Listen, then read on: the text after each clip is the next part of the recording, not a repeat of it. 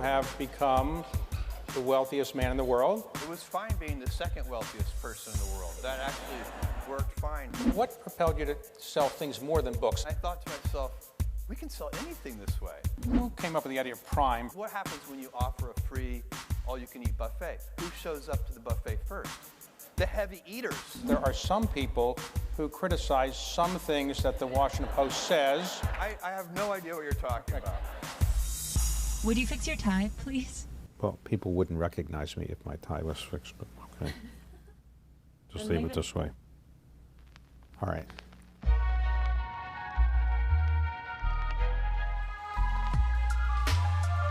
I don't consider myself a journalist, and nobody else would consider myself a journalist. I began to take on the life of being an interviewer, even though I have a day job running a private equity firm. How do you define leadership? What is it that makes somebody tick? Your stock is actually up 70% this year. Is there one thing that you think is responsible for that? Or several things, because 70% is pretty good. No, I have been lecturing. We have all hands meetings at Amazon, and for 20 years, ever since we've been public, 21 years now, in 1997, at almost every all hands meeting, I said, look, when the stock is up 30% in a month, don't feel 30% smarter. Because when the stock is down 30% in a month, it's not going to feel so good to feel 30% dumber. And that's what happens. Never spend any time thinking about the daily stock price. I don't. Okay, so as a result of going up 70% this year, you have become the wealthiest man in the world. Is that a title that you really wanted, or not? Is it a burden? I can assure you I have never sought that title. And it was fine being the second wealthiest person in the world. That actually worked fine. I would say it's something people naturally are curious about. You know, it's a kind of an interesting curiosity, but it's not the thing. I would much rather if they said like, inventor Jeff Bezos, or entrepreneur Jeff Bezos, or father Jeff Bezos. Those kinds of things are much more meaningful to me. And it's an output measure. If you look at the financial success of Amazon and the stock, I own 16% of Amazon. Amazon's worth roughly $1 trillion. That means that what we have built over 20 years, we have built $840 billion of wealth for other people. And that's great. That's how it should be. I believe so powerfully in the ability of entrepreneurial capitalism and free markets to solve so many of the world's problems. Not all of them, but so many of them. So you live in Washington State, in Seattle, or outside of Seattle. Now, the man who was the richest man for about 20 years is named Bill Gates. Yeah. And what is the likelihood that the two richest men in the world live not only in the same country, not only in the same state, not only in the same city, but in the same neighborhood? I mean, is there something in that neighborhood that we should know about? And are there any more houses for sale there? After I saw Bill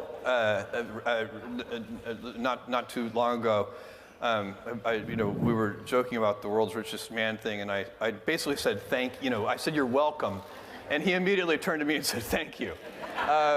But no, Medina is a great little, it's a suburb of Seattle, and I don't think there's anything special in the water there. And right.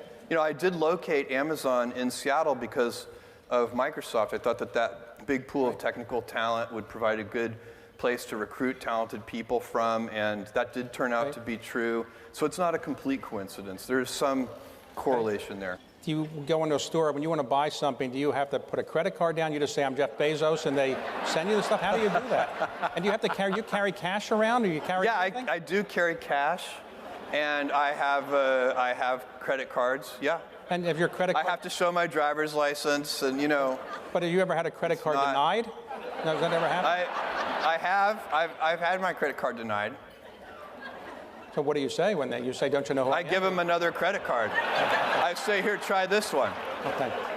So you made an announcement that is the most significant philanthropic gift you've made in this type. It was a...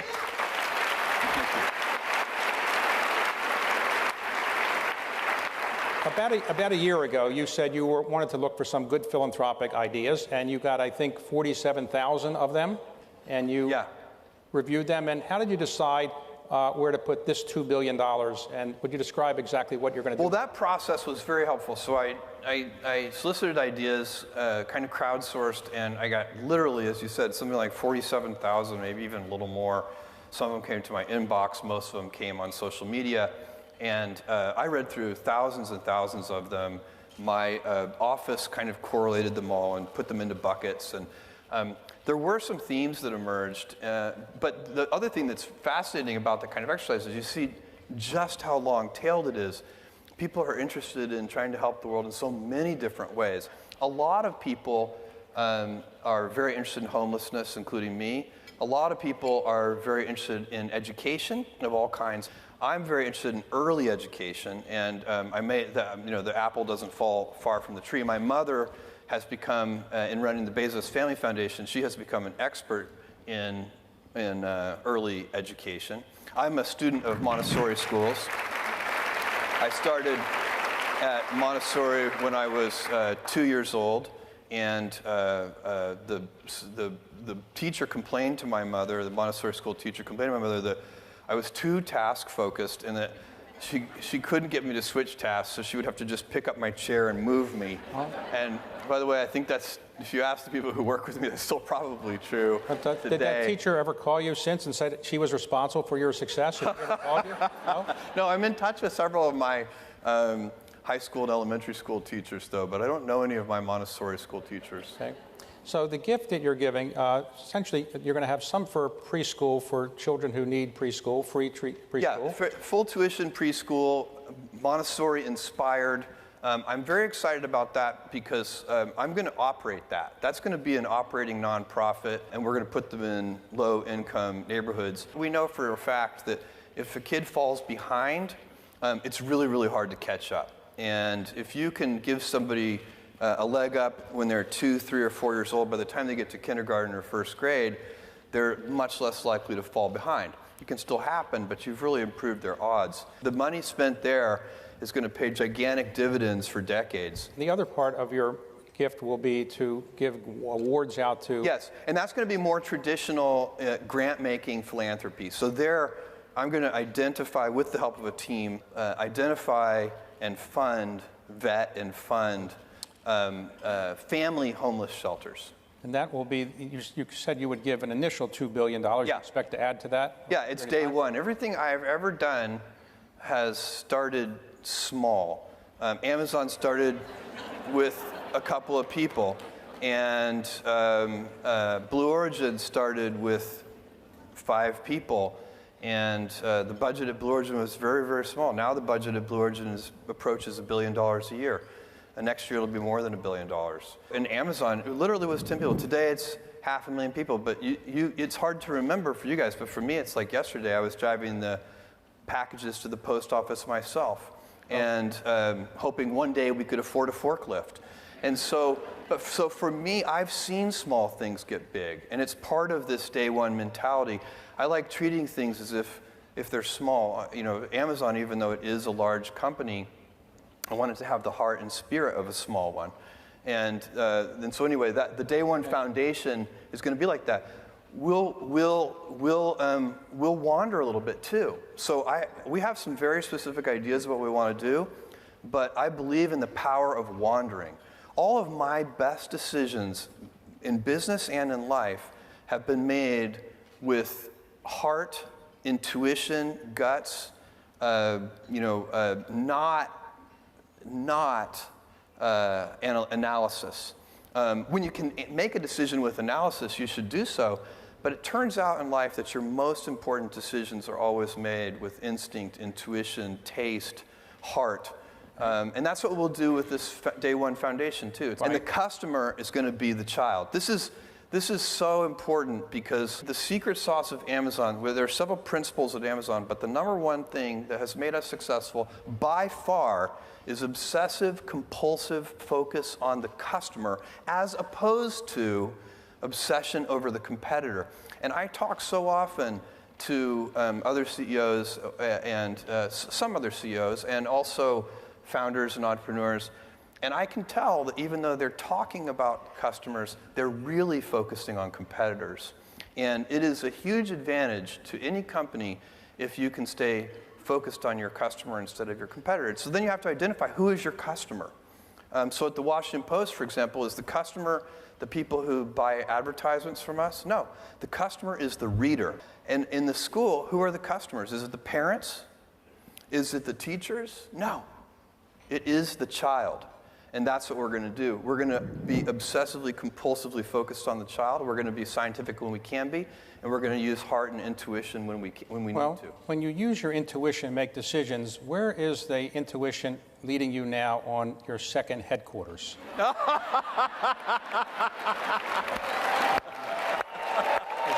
right. Can we just take a moment to acknowledge that may be the best segue in the history of interviewing? All right. Seriously, David, So- that is All right. that's so amazing. The answer is? The answer is very simple. We will announce a decision before the end of this year. So we've made tremendous progress.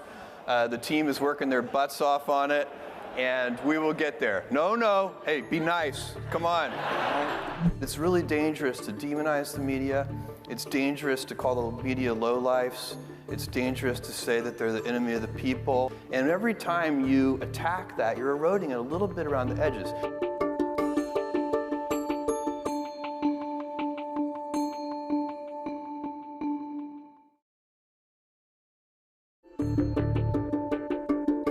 Why did you buy the Washington Post? You had no background in that area. What convinced you to do that? Okay, first of all, I was not looking for a newspaper. I had no intention of buying a newspaper. I had never thought about the idea. It had never occurred to me. It was never something, it wasn't like a childhood dream, nothing. And my friend, Don Graham, who at that time I had known 15 years, I know him 20 years now, he approached me through an intermediary and wanted to know if I would be interested in buying the Washington Post. And I sent back word that I would not, because I didn't really know anything about newspapers. And Don, over a series of conversations, convinced me that that was unimportant because we had, inside the Washington Post, we have so much talent that understands newspapers. That wasn't what the problem was. What they needed was somebody who had an understanding of the internet. And so that was the first thing. That's kind of how it got started. And then I did some soul searching. And again, my decision-making process, something like this, would definitely be intuition and not analysis. The financial situation of the Washington Post at that time, this is 2013, was very upside down. The problem was a secular one. The internet was just eroding all of the traditional advantages that local newspapers had, all of them. And I said, is this something I want to get involved in? If I'm going to do it, I'm going to put some heart into it and some work into it. And I decided I would only do that if I really believed it was an important institution. And I said to myself, if this were a financially upside down, salty snack food company, the answer would be no. As soon as I started thinking about it that way, I was like, this is an important institution. It is the newspaper in the capital city of the most important country in the world. The Washington Post has an incredibly important role to play in this democracy. There's just no doubt in my mind about that.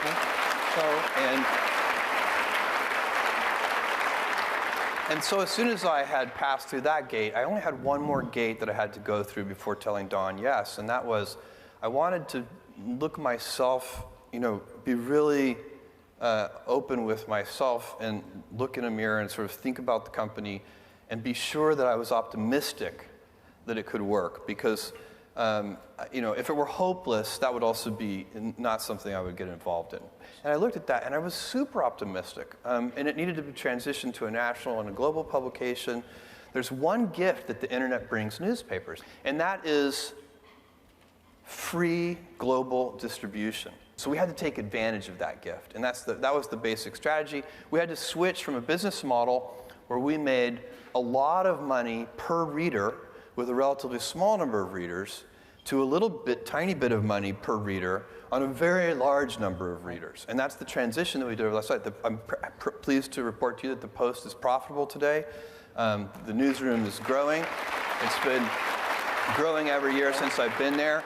It's working, and I'm so proud of that team. And I know for a fact when I'm 80, or let's say, I always project myself forward to age 80, but as I get older, I'm starting to do 90. So I know that when I'm 90, it's going to be one of the things I'm most proud of is that I took on the Washington Post and helped them through a very rough transition. So when you agreed to buy it, I think the asking price was $250 million. You negotiate? No. Hey, Don, I asked him how much he wanted. He said $250. I said, fine. I didn't negotiate with him, and I did no due diligence. And I wouldn't need to with Don. He told me... I have something I'd like to sell. Now that you own the Washington Post, sometimes there are some people who criticize some things that the Washington Post says, and you've been remarkably quiet. I have no idea what you're talking about. Well, you've been remarkably quiet in not defending yourself. Well, I do defend the Post. It is a mistake for any elected official, in my opinion. I don't think this is a very out there opinion, to attack media and journalists. I believe that it is an essential component of our democracy. There has never been, I was going to say never been an elected official who liked their headlines. I think there's probably no public figure who has ever liked their headlines. It's okay. It's part of the process. You know, it's if you're the president of the United States or a governor of a state or whatever, you don't take that job thinking you're not going to get scrutinized. You're going to get scrutinized, and it's healthy. And somebody very, you know, what the president should say is, this is right, this is good, I'm glad I'm being scrutinized, and that would be so secure and confident. But it's really dangerous to demonize the media. It's dangerous to call the media lowlifes. It's dangerous to say that they're the enemy of the people. We live in a society where it's not just the laws of the land that protect us. We do have freedom of press. It's in the Constitution. But it's also the social norms that protect us. It works because we believe those words on that piece of paper. And every time you attack that, you're eroding it a little bit around the edges. Now look, I don't want to be dramatic here. We are so robust in this country, the media is going to be fine. Let's talk about how you came to the situation where you are today. So you grew up in Texas initially. Yes. And from early age, were you a pretty smart student and your teachers tell you this, you know, you were good? Or? I have always been academically smart. And that, you know, by the way, the older I get, I realize how many kinds of smart there are. There are a lot of kinds of smart. There are a lot of kinds of stupid, too. But there are, you know, I see people all the time who I know they wouldn't have gotten A+s on, you know, their calculus exams, but they're incredibly smart. But yes, I was a very good student. Right. So you ultimately moved to high school in Miami, and then you were valedictorian of your class. And then you gave a speech as the valedictorian saying you thought we should colonize space or something like that? I did. It was 1982. I graduated from high school in 1982. Big public high school, Miami Palmetto Senior High. Go Panthers. And there were 750 kids in my graduating class. And I loved high school. I had so much fun. We had, I lost my library privileges because I laughed too loudly in the library. And what about that laugh? Where did you get that laugh from? You know, it is distinctive. I've had that laugh all my life. There was a not that short, there was a multi-year period where my brother and sister would not see a movie with me because they thought it was too embarrassing. But I don't know why I have this laugh. It's just, and I laugh easily and often. The people who know me, you know, you ask my mom or anybody who knows me well, and they'll say, if Jeff's unhappy, wait 5 minutes. I was packing boxes on my hands and knees, and with somebody else standing next to me, kneeling next to me, we're packing, and I said, you know what we need? Knee pads. This is killing my knees. And this guy packing alongside me said, we need packing tables. And I was like, oh. That's the most brilliant idea I've ever heard.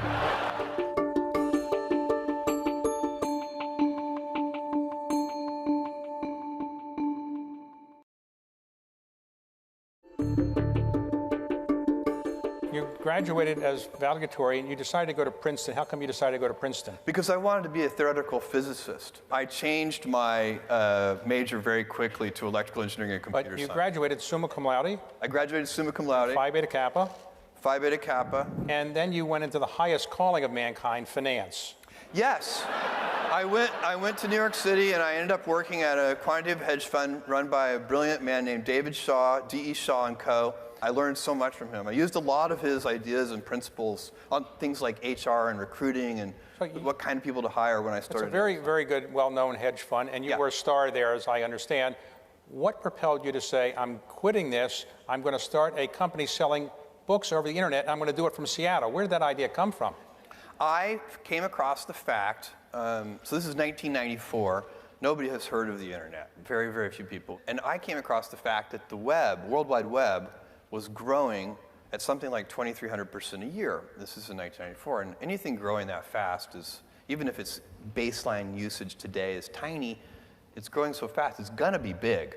And so I looked at that and I was like, there's gotta be, I should come up with a business idea and that get, on the internet and then let the internet grow around this and we can keep working on it. And so I made a list of products that I might sell online and I started force ranking them. And I picked books because books is super unusual in one respect, which is that there are more book items in the book category than there are items in any other category. There are 3 million different books active and in print around the world at any given time. So the founding idea of Amazon was to build universal selection of books. The biggest bookstores only had 150,000 titles.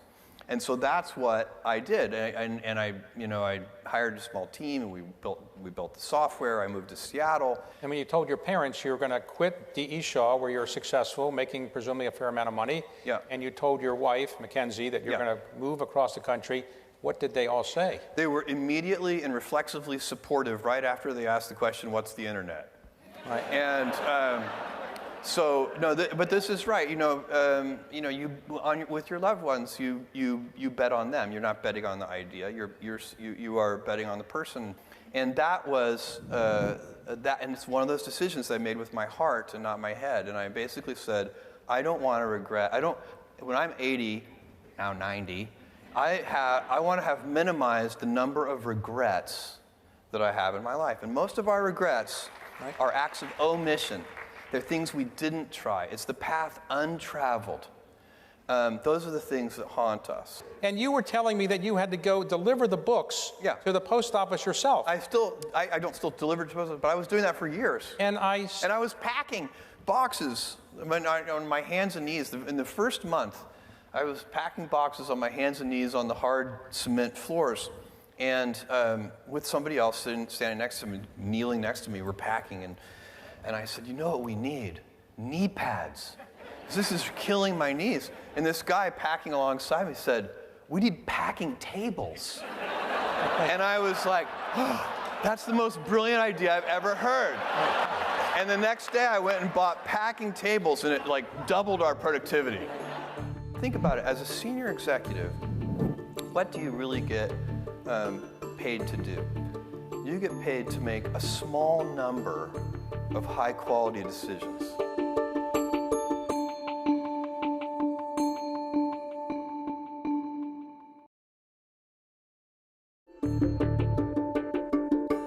What propelled you to sell things more than books? After books, we started selling music, and then we started selling videos. And then I got smart, and I emailed 1,000 randomly selected customers and asked them, besides the things we sell today, what would you like to see us sell? And that answer came back incredibly long-tailed. The way they answered the question was with whatever they were looking for at that moment. So I remember one of the answers was, I wish you sold windshield wiper blades because I really need windshield wiper blades. And I thought to myself, we can sell anything this way. And then we launched electronics and toys and many other categories over time.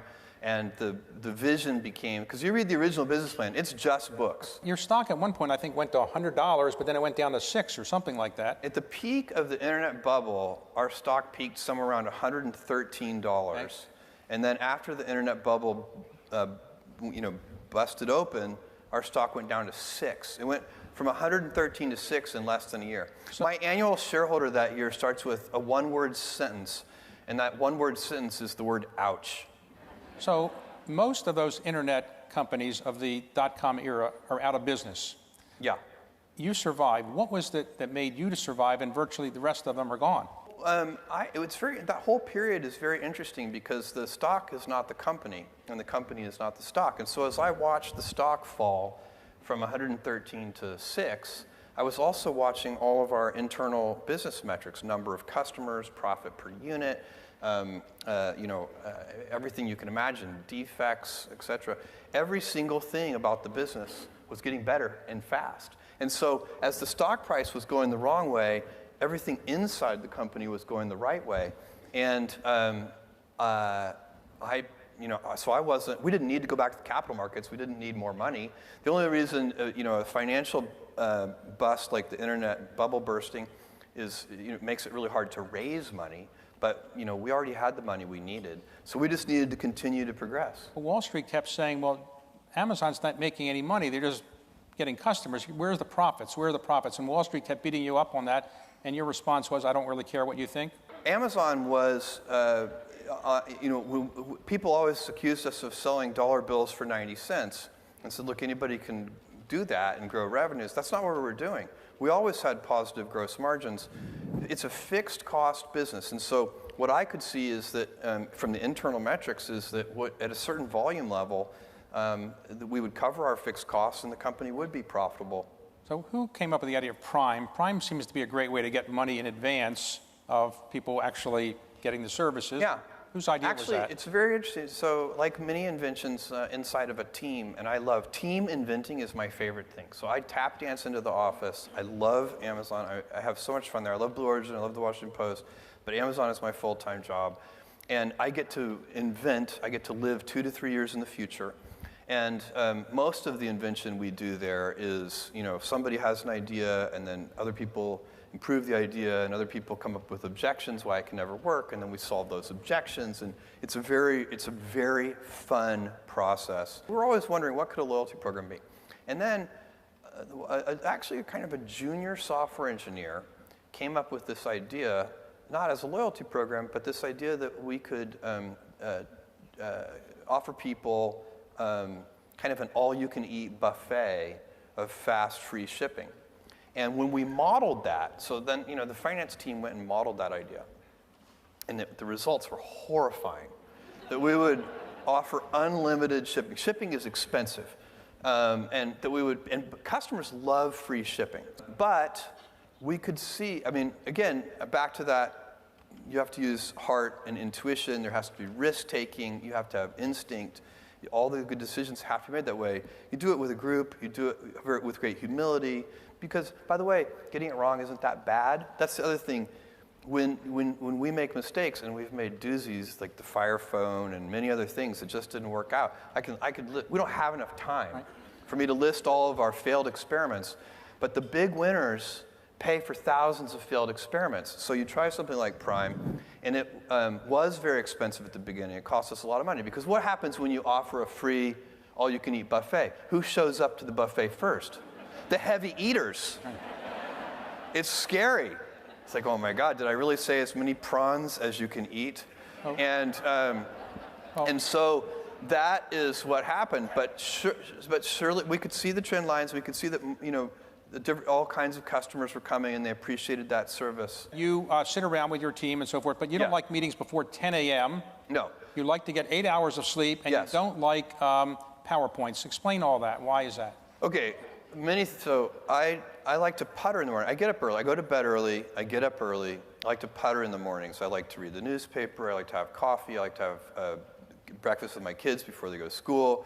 So I have my kind of puttering time is very important to me.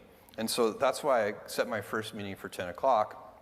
I like to do my high IQ meetings before lunch, like anything that's going to be really mentally challenging, that's a 10 o'clock meeting. And because by 5 p.m., I'm like, I can't think about that today. Let's try this again tomorrow at 10 a.m. And so then on sleep, I get 8 hours of sleep. I prioritize it, unless I'm traveling in different time zones. Sometimes it's impossible, but I am very focused on it. And for me, I need 8 hours of sleep. I think better. I have more energy. My mood is better, all these things. And think about it. As a senior executive, what do you really get paid to do? As a senior executive, you get paid to make a small number of high-quality decisions. Your job is not to make thousands of decisions every day.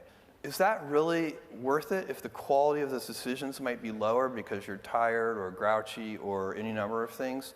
Now, it's different if it's a startup company. I mean, you're really, when Amazon was 100 people, it's a different story. But Amazon's not a startup company, and all of our senior executives operate the same way I do. They work in the future, they live in the future. None of the people who report to me should really be focused on the current quarter.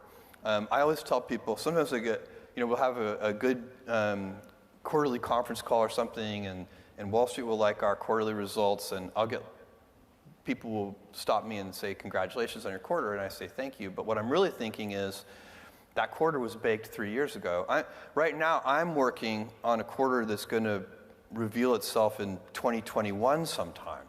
And that's what you need to be doing. You need to be out sort of, 2 or 3 years in advance. And and then why do I need to make 100 decisions today? If I make like 3 good decisions a day, that's enough. And they should just be as high quality as I can make them.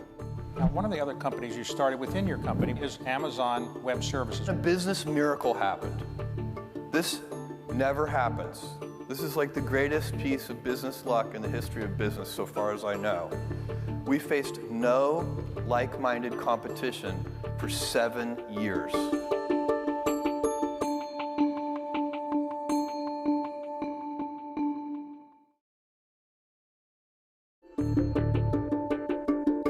When you buy over the internet, Amazon, do you ever get the wrong orders? Anything ever wrong? What do? Do you call up and complain, or you don't have any problems? No, I'm a customer of Amazon, hopefully like all of you in this room. Is there one person full-time who services your account? If there's anyone in this room who's not an Amazon customer, see me right afterwards, and I'll walk you through it. It's I have problems sometimes, and I treat them like the same way I treat a problem that I would get from a customer. My email address is famous, and I keep it, and I read it. It's jeff@amazon.com. I don't see every email that I get anymore because I get too many, but I see a lot of them. And I use my curiosity to pick out certain emails. So I'll get one from a customer, and there's a defect. We've done something wrong. Usually people are writing us, not always, but usually they're writing us because we've screwed up their order somehow. And so I'm looking at this, and for some reason, something seems a little odd about that one. And so I'll ask the team to do a case study and find real root cause, or causes, it's usually causes, real root causes, and then real root fixes. So that when you fix it, you're not fixing it for that one customer, you're fixing it for every customer. And that process is a gigantic part of what we do. So I would treat if I have a failed order or some bad customer experience, I would treat it just like that. So you've revolutionized retail, as I say, but now you are in the bricks and mortar business. You bought Whole Foods. Yeah. What was the theory behind buying something that doesn't sell things over the internet? We're very interested in physical stores, and I've been asked for years, we ever open physical stores? Literally 20 years I've been asked the question, and I always say yes, but only when we have a differentiated offering, something that's not me too. Because that space, physical stores, is so well served. If we offer a Me Too product offering, it's not going to work. And it's also we're not very good at that. Whenever we've tried dabbling in something that's a Me Too service, we tend to get beaten. It doesn't work. Our culture is much better at pioneering and inventing, and so we have to have something that's different. And that's what Amazon Go is. It's completely different. The Amazon bookstore, completely different.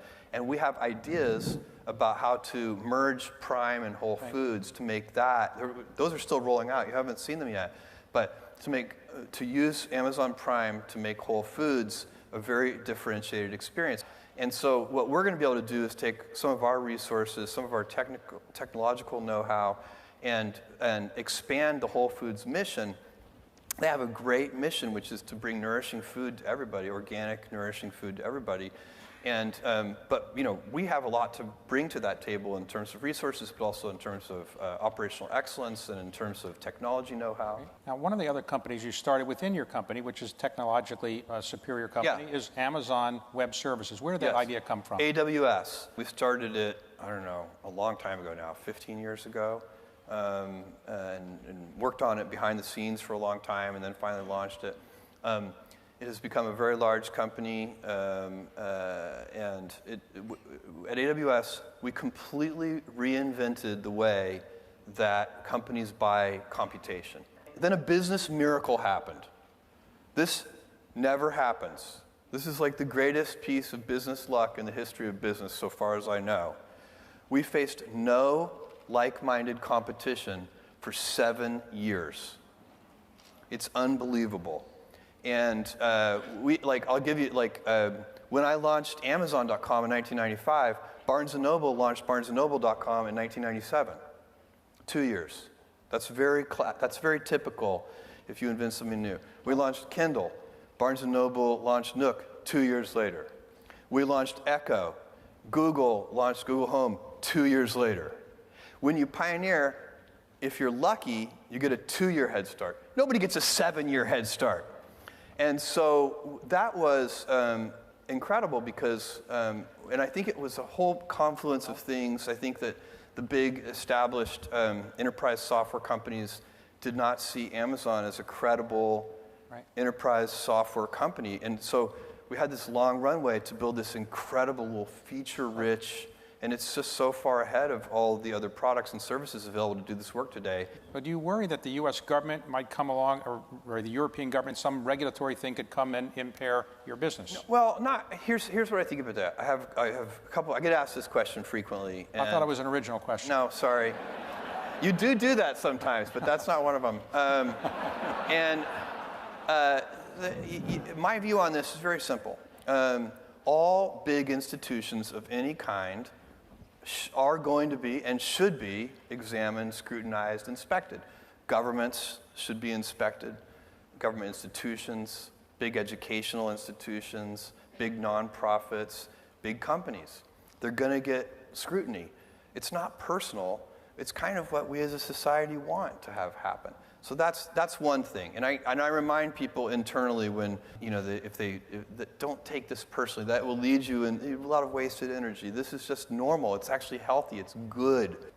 And then the second thing I think is we are so inventive that whatever regulations are promulgated or however it works, that will not stop us from serving customers. So to really, under all kind of regulatory frameworks that I can imagine, customers are still going to want low prices. They're still going to want fast delivery. They're still going to want big selection. It's really important that politicians and others they need to understand the value that big companies bring and not demonize or vilify business in general, or especially not business. Well, they shouldn't vilify big companies, and they shouldn't vilify business in general for sure. And the reason is simple. There are certain things only big companies can do. I love, garage entrepreneurs. I invest in a lot of their companies. I know many of them. But nobody in their garage is going to build an all-carbon fiber, fuel-efficient Boeing 787. It's not going to happen. You need Boeing to do that. This world would be really bad without Boeing and without Apple and without Samsung and so on. One of your passions is not just Amazon, but it's outer space and space travel. So there's all sorts of problems that we are about to face because for the first time in our civilizational history, going back thousands of years, we're now big compared to the size of the planet. We can fix that problem, but we can fix it in exactly one way, by moving out into the solar system.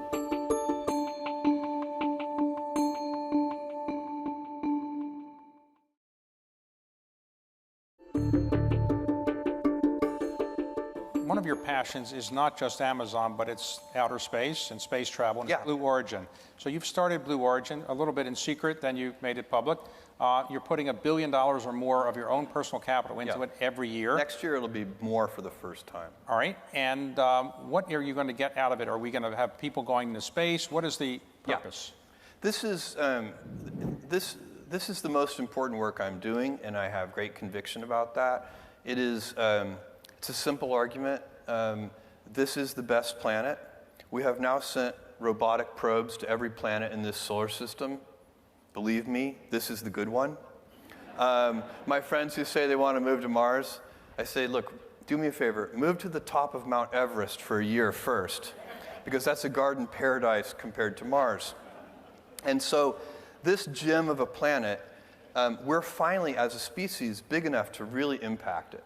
And so, for thousands and thousands of years, Earth was really big and humanity was really small. That's not true anymore. And so we face a choice as we move forward. We're going to have to decide whether we want a civilization of stasis, which we could do. That's a legitimate choice. What does it mean? It means we will have to cap population. We will have to cap energy usage per capita. So people don't think about how much energy they use. It takes a lot of energy. And so do you want that to continue for your grandchildren and your grandchildren's grandchildren? In other words, I want my grandchildren's grandchildren to be using way more energy per capita than I am. And I would like to see not have a population cap. I wish there were 1 trillion humans in the solar system. Then there would be 1,000 Einsteins and 1,000 Mozarts. But we don't have that long. So there's all sorts of problems that we are about to face because for the first time in our civilizational history, going back thousands of years, we're now big compared to the size of the planet. We can fix that problem, but we can fix it in exactly one way, by moving out into the solar system. And and so my role in that is I want to build reusable space vehicles. That's the heavy lifting. Amazon was able to get started with only $1 million in capital, and because I got to ride on the back of the credit card system, I got to ride on the back of the pre-existing transportation network that could deliver packages, the pre-existing telecommunications network that could allow people to connect to our servers. All of that would have been hundreds of billions of dollars in capex, but the heavy lifting was already in place. And that's what allowed Facebook, if you think about it, 2 kids in a dorm room made this $500 billion market cap company in an incredibly less than 2 decades. That's unbelievable. And so, but that can't happen in space. There's no way 2 kids in a dorm room can start a space company of any significance because the price of admission is so high.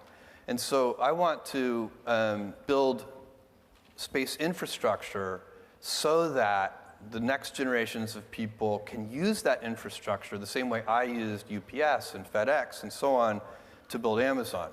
And so that's what Blue Origin is all about. So do you ultimately want that to be your legacy, or Amazon, and what would you like to have as your legacy? World's oldest man. That's a famous line I like, but the real thing is, it'll be whatever it's going to be. I'm going to be proud of the things I live my life in such a way that when in a quiet moment of reflection and I'm thinking back on my life, that I have as few regrets as possible.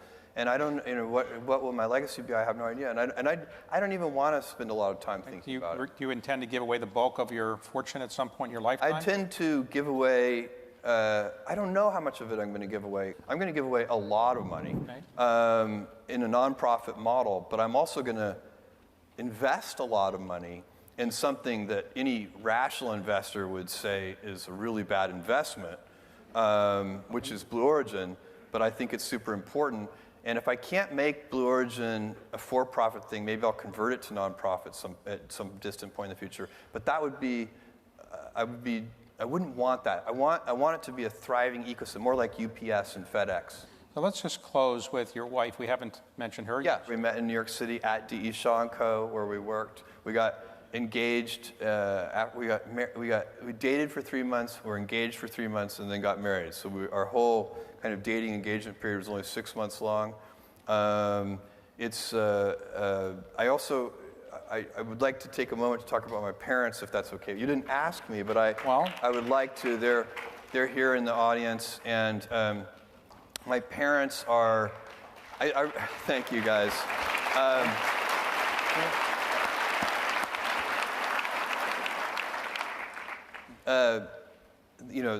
You get different gifts in life, and one of the great gifts I got is my mom and dad. It's amazing. My highest admiration is withheld for those people, and we all know some of them. I know several of them who had terrible parents. Maybe they were abusive, whatever it is. And some those people who so admirably break that cycle and pull out and make that all work. I did not have that situation. I was always loved. My parents loved me unconditionally. And by the way, it was pretty tough for them. She doesn't talk about it that much, but my mom had me when she was 17 years old. She was a high school student in Albuquerque, New Mexico. You could ask her, but I'm pretty sure that wasn't cool in 1964 to be a pregnant mom in high school in Albuquerque, New Mexico. And in fact, my grandfather, who is another incredibly important figure in my life, went to bat for her, and because the high school wanted to kick her out. You weren't allowed to be pregnant in high school there. And my grandfather said, you can't kick her out. It's a public school. She gets to go to school. And they negotiated for a while. And the principal finally said, okay, she can stay and finish high school, but she can't do any extracurricular activities, and she can't have a locker. And I know. And my grandfather, being a very wise man, he was like, done. We'll take that deal. And so she finished high school. She had me. And then she married my dad. My dad is my real dad, not my biological dad. His name is Mike. He's a Cuban immigrant. Got a scholarship to college in Albuquerque, which is where he met my mom. So I have a kind of a fairy tale story. And my grandfather, possibly because, I'm pretty sure because my parents were so young, starting at age 4, he would take me every summer on his ranch. And it was the most spectacular. From age 4 to 16, I basically spent every summer working alongside him on the ranch. He was the most resourceful man. He would he did all his own veterinary work. He would even make his own needles. He would pound the wire with an oxyacetylene torch and drill a little hole in it and sharpen it and make a suture, like make a needle that he could suture up the cattle with. Some of the cattle even survived. And he was a remarkable man and a huge part of all of our lives. But it is, you don't realize, you just look back and, if you don't have these parents, it's so important. So it's just a really big deal. And my grandfather, too, he was like a second set of parents for me.